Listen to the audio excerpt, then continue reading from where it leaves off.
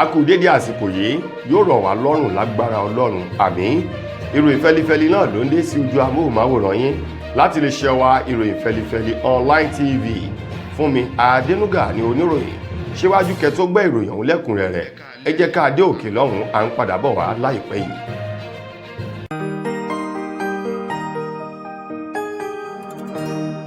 Ìròyìn Feli-feli TV àjààbálẹ̀ làwọn ìròyìn ti wà máa wò lóòrèkóòrè.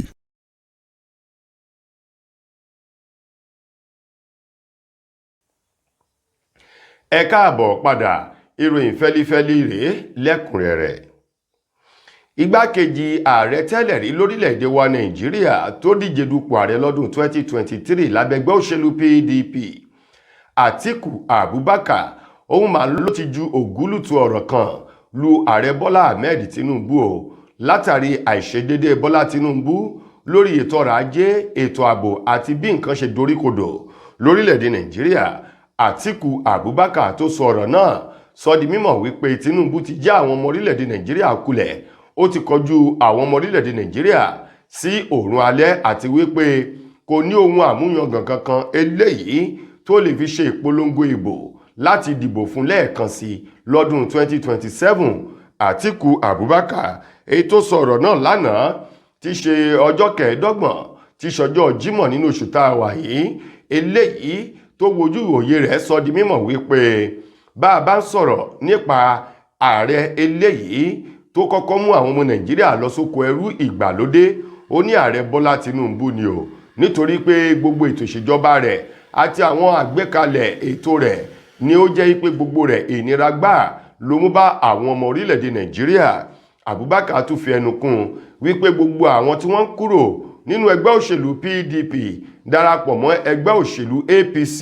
ó ní àwọn nǹkan wọ̀nyí kò tún kankan kúrò lára ẹgbẹ́ òṣèlú PDP bí kò ṣe wípé àwọn àkàndá inú ìrẹsì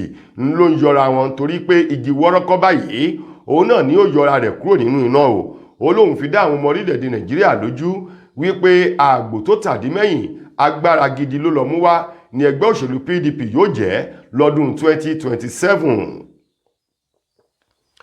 Olúbàdàn tilẹ̀ Ìbàdàn ọba Owólabí Ọlákùlẹ́yìn òun mà ń ló ti pa àṣẹ báyìí fún gbogbo àwọn ọbàyéjẹ́ tí wọ́n ń ba ilẹ̀ Ìbàdàn jẹ́, pàápàá jù àwọn tí wọ́n jẹ́ ajagungbalẹ̀ èyí tí wọ́n ń gba ilẹ̀ lọ́nà àìtọ́ ní igun mẹ́rin tó gbé ilẹ̀ Ìbàdàn dúró, pẹ̀lú àwọn àyè tí ilẹ̀ Ìbàdàn ti pa ààlà pẹ̀lú ìpínlẹ̀ Ọ̀ṣun tí í ṣe ìlú Ìwó lọ́hùn-ún. Ọ̀rọ̀ yìí wà nínú ọ̀rọ̀ kan èyí tí Olúbàdàn ọba Owólabí Ọlákùlẹ́yìn tó sọ lánàá nínú ààfin ọba èyí tó ń bẹ ní agbègbè Arẹmọ nílùú Ìbàdàn lùlù ìpínlẹ̀ Ọ̀yọ́ lánàá, níbi ìpàdé èyí tí wọ́n ṣe pẹ̀lú gbogbo àwọn lọ́balọ́ba, àwọn baálẹ̀ àti àwọn olóyè jàǹkànjàǹkàn ní ilẹ̀ Ìbàdàn àti nílùú Ìwó ní ìpínlẹ̀ Ọ̀ṣun. Níbi ìpàdé náà eléyìí tí wọ́n wá ọ̀nà àbáyọ sí ìkọlù ìjà tó ń wáyé o láàrin àwọn ìlú méjì kan èyí tí ṣe apá kan lẹ̀bàdàn apá kan ìpínlẹ̀ Ọ̀ṣun lọ́hùn-ún, èyí tí ogunlọ́gọ̀ dúkìá tó ti ṣòfò. Níbẹ̀ ni ọba Owólabí Ọlákùlẹ́yìn ti pàṣẹ wípé gbogbo àwọn àjèjì èyí tó fẹ́ sọra wọn di ọmọ nílùú lọ́nà àìtọ́ àti gbogbo àwọn egungun tó fẹ́ máa há àwọn èèyàn lọ́fun nílẹ̀ Ìbàdàn lórí ọ̀rọ̀ tí àwọn ajagungbalẹ̀ àti wàhálà tí wọ́n ti dá sílẹ̀. Ó ní nítorí pápápá bí ọwọ́ kò ṣe gbọdọ̀ pẹ́ ní sàkéèké, ó ní òun pa láṣẹ ni o, ọba kì í dábàá, àṣẹ lọ́ba ń pa. Ó ní gbogbo àwọn ajagungbalẹ̀ ọ̀hún kí oníkálukú wọn kí wọ́n pòórá bí afẹ́fẹ́ o, òun ò gbọdọ̀ gbọ́ pẹ́kẹ́ mọ́, gẹ́gẹ́ bí ọba àwọn ti pàṣẹ náà lánàá. Lórí wàhálà ètò ààbò orílẹ̀-èdè Nàìjíríà eléyìí tó ti doríkodò báyìí, ṣé Yorùbá bọ̀ wọ́n ní ká fi ọ̀tún wẹ òsì ká fi òsì wẹ ọ̀tún lọ́wọ́ fi mọ́ o, àti wípé àgan òun ni ọ̀rọ̀ ètò ààbò lẹ̀ yìí. Àwọn ẹgbẹ́ kan tí wọ́n jẹ́ ẹgbẹ́ àwọn ọdẹ, àwọn àgbẹ̀kọ̀yà, àwọn tí wọ́n ń ṣọ́ igbó àti àwọn ẹgbẹ́ OPC, gbogbo wọn mà ní wọ́n ti parapọ̀ báyìí sọ̀rọ̀ jáde láti lè ṣèrànwọ́ fún àwọn ẹ̀ṣọ́ aláàbò ìjọba o pẹ̀lú ọ̀rọ̀ tí àwọn ènìyàn ọ̀hún tí wọ́n sọ wípé àwọn nílò àtìlẹ́yìn ìrànwọ́ ìjọba àpapọ̀ nípa fífún wọn ní àwọn ohun ìjà eléyìí tó lè kojú àwọn jàǹdùkú, àwọn agbésùmọ̀mí, àwọn ìwà ọ̀daràn míì èyí tí gbogbo àwọn oníṣẹ́ ibi tí wọ́n ń dá sílẹ̀ ní igun mẹ́rin tó gbé orílẹ̀-èdè Nàìjíríà dúró. Bákan náà wọ́n ní yàtọ̀ sí àwọn irinṣẹ́ ìgbàlódé yìí, wọ́n ní àtúlò àwọn gbólóhùn àti ìlànà tí àwọn baba ńlá wa tí wọ́n ń lò láyé àtijọ́, èyí tí wọ́n fi ń ṣọ́ ilé ṣọ́ ìlú tí ogun kì fi wọlé kó wọn lẹ́rù lọ ò, wípé gbogbo rẹ̀ làwọn ó papọ̀ láti fi dáàbò bo àwọn ọmọ orílẹ̀-èdè Nàìjíríà. Gẹ́gẹ́ bí ọ̀rọ̀ náà ti jáde ò, èyí tí gbogbo àwọn ẹgbẹ́ ọ̀hún tí wọ́n pa ohùn pọ̀ láti sọ ọ̀rọ̀ náà, ẹni tó jẹ́ ọ̀gá àgbà fún àwọn ẹ̀ṣọ́ tí ń ṣọ́ igbó ìjọba ní orílẹ̀-èdè wa Nàìjíríà, ọ̀gbẹ́ni Joshua Ọ̀ṣátìmẹ́yìn, gẹ́gẹ́ bó ti sọ di mímọ̀ lórúkọ àwọn ẹgbẹ́ náà tó fi mú ẹgbẹ́ Àgbẹ̀kọ̀yà OPC, àwọn ọdẹ àti àwọn tí wọ́n ń ṣọ́ igbó ìjọba, sọ di mímọ̀ wípé inú igbó yìí ń làwọn oníṣẹ́ ibi ń sá pamọ́ sí, níbẹ̀ náà lásìgbà láti kọjú ìjà tì wọ́n, ṣùgbọ́n wọ́n nílò àtìlẹ́yìn ìrànwọ́ ìjọba nípa pípèsè àwọn ohun ìjà eléyìí tó lè kojú àwọn oníṣẹ́ ibi náà, wípé lápá ti ìbílẹ̀ àwọn náà ti ń gbáradì láti lo gbogbo àwọn ewé egbò ilẹ̀ bàbá wa o láti fi pawọ́pọ̀ kí wọ́n lè lé àwọn oníṣẹ́ ibi kúrò ní kọ̀lọ̀fín ibi tí wọ́n sá sí ní orílẹ̀-èdè yìí kí Nàìjíríà kó lè gba ìtura. Ìṣẹ̀lẹ̀ ìyàlẹ́nu kan tó ṣẹlẹ̀ ní agbègbè ọjà ọ̀dàn ní ìpínlẹ̀ Ògùn látàrí màmá kan ẹni 80 ọdún eléyìí tí àwọn ọmọ rẹ̀ kéde ní ọjọ́bọ̀ èyí tó kọjá wípé ìyá òun lọ sínú oko bí ó ti ń ṣe ọ̀gbìn, èyí tó sì jẹ́ wípé àlọ ìyá náà ni wọ́n rí o, wọn ò rí àbọ̀ rẹ̀ sí ìyàlẹ́nu lánàá tí í ṣe ọjọ́ 25 nígbà tí àwọn ènìyàn wọn yóò rí ìyá náà, èyí ni wọ́n bá ìyá yìí níbi tí wọ́n ti pa ìyá náà tí wọ́n sì ti gé ẹ̀yà ara rẹ̀ wẹ́lẹ́wẹ́lẹ́ o, tí wọ́n ti kó díẹ̀ lọ nínú ẹ̀yà ara ìyá ọ̀hún.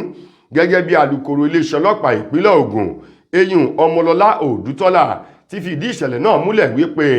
ní gẹ́rẹ́ tí ìṣẹ̀lẹ̀ náà ṣẹlẹ̀ tí wọn ò rí ìyá ọ̀hún kó darí dé láti oko tó lọ ní ọjọ́bọ̀ èyí tó kọjá yìí,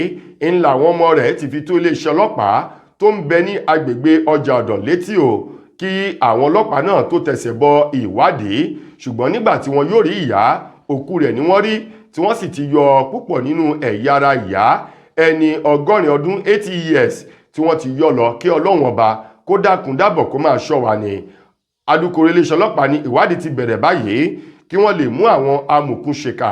èyí tí wọ́n ṣekú pa ìyá ẹni 80 ọdún náà.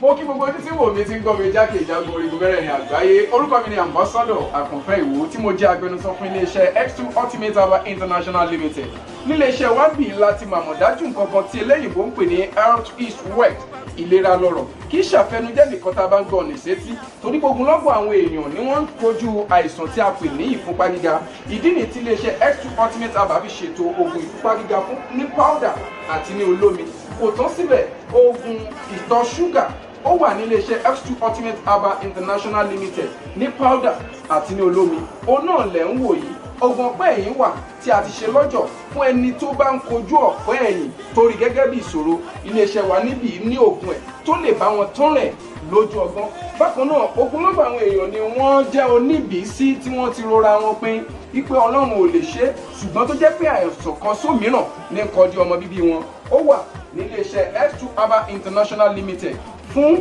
ìwòsàn fún àwọn oníbìísí. Kò tán síbẹ̀ o, a ní ọ̀pọ̀lọpọ̀ oògùn tí a ṣe létò fún ẹni tó bá jẹ́ ẹni tó bá ní ikùn gbẹ̀ndù tó jẹ́ pé ọ̀rá ti pọ̀ jù lára ẹ̀, ó máa bá wa burn fat, a pè ní X2 burn fat fún obìnrin. Àkótán nínú ìròyìn wa fún tòní, adájọ́ Akíntayọ̀ Àlùkò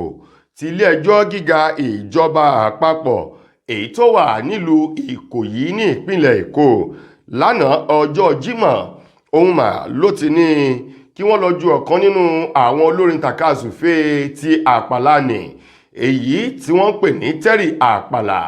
èyí wọ́n mà ti ní kí wọ́n lọ fi pamọ́ sínú ọgbà àtúnṣe èyí tó ń bẹ ní Ìkòyí ní ìpínlẹ̀ Èkó. Gẹ́gẹ́ bí wọ́n ti sọ di mímọ̀, wọ́n ní Terry Alexandra èyí tí a mọ̀ sí Terry Àpàlà òun ló tẹ ojú owó náírà ilẹ̀ wa ló ṣe báṣubàṣu ní ọjọ́ 5 oṣù kínní ọdún 2025 yìí gẹ́gẹ́ bí wọ́n ti sọ di mímọ̀. Wọ́n ní níbi ayẹyẹ kan èyí tó wáyé ní Onírù ní ìpínlẹ̀ Èkó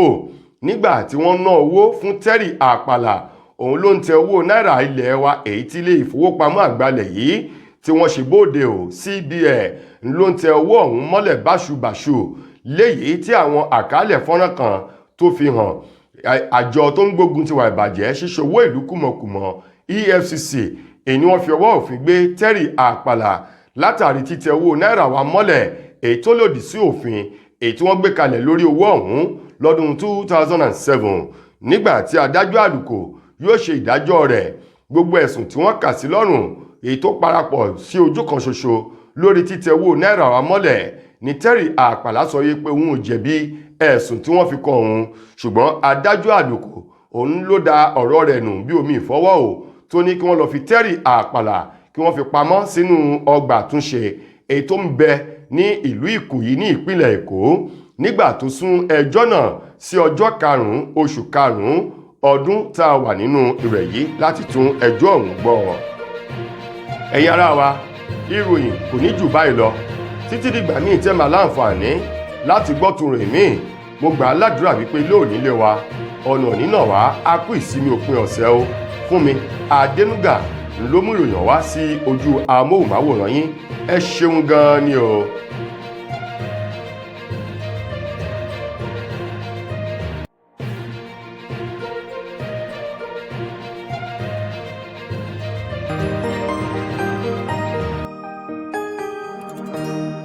ìròyìn Feli-feli TV àjààbálẹ̀ làwọn ìròyìn ti wà máa wò lóòrèkóòrè.